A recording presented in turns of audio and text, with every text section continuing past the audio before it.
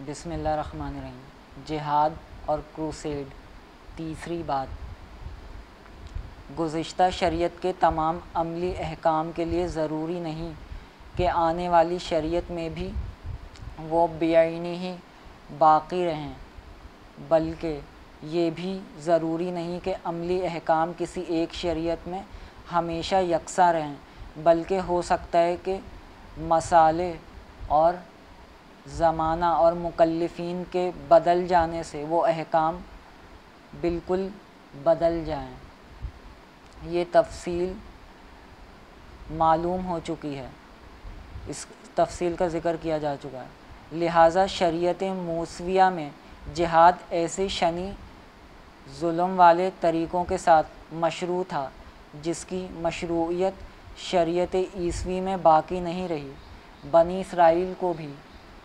جہاد کا حکم مصر سے نکلنے کے بعد ہوا تھا، اس سے قبل جہاد کی ان کو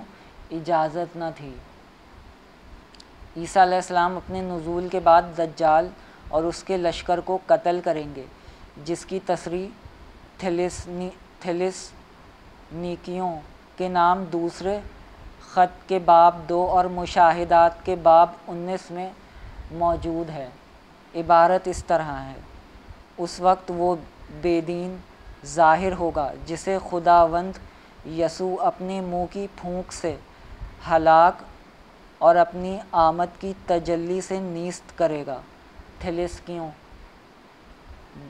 باب 2 آیت 8۔ بائبل کے شارحین اس بے دین سے دجال یعنی اینٹی کرائسٹ مراد لیتے ہیں، جو آخر زمانے میں نمودار ہوگا۔ تفسیر عہد نامہ جدید 9 اور کتاب مکاشفہ باب 19 میں دجال کی آمد وغیرہ کو تمثیلات کے ذریعے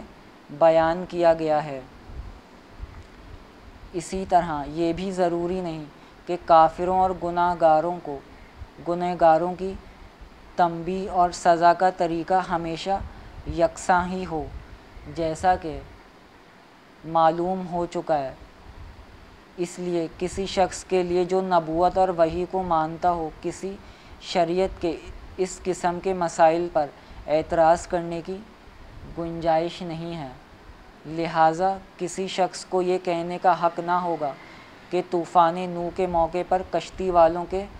سوا ہر جاندار کو ہلاک کر دینا اور سدوم و عمورہ کی تمام آبادیوں کو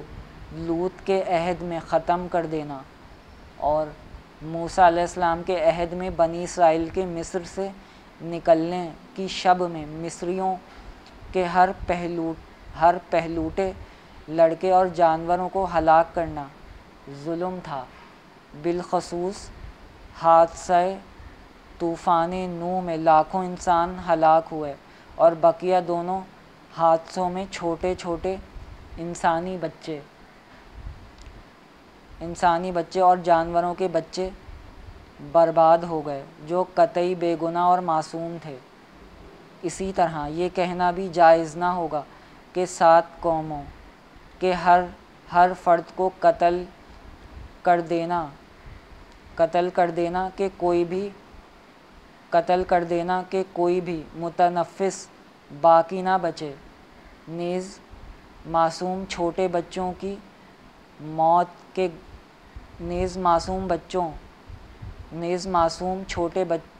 کو موت کے گھاٹ اتار دینا ظلم ہے، یا ان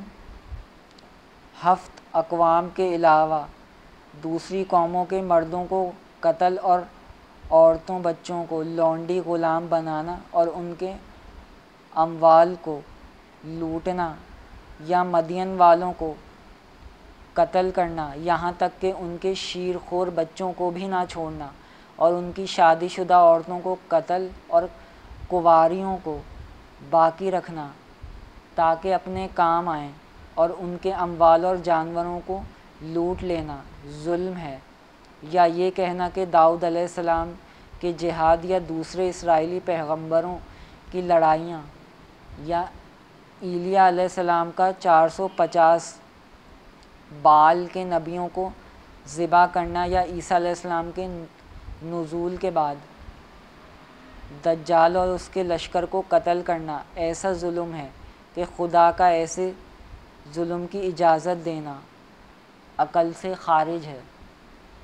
اسی طرح یہ کہنا بھی جائز نہیں کہ بتوں کے نام پر ذبح کرنے والے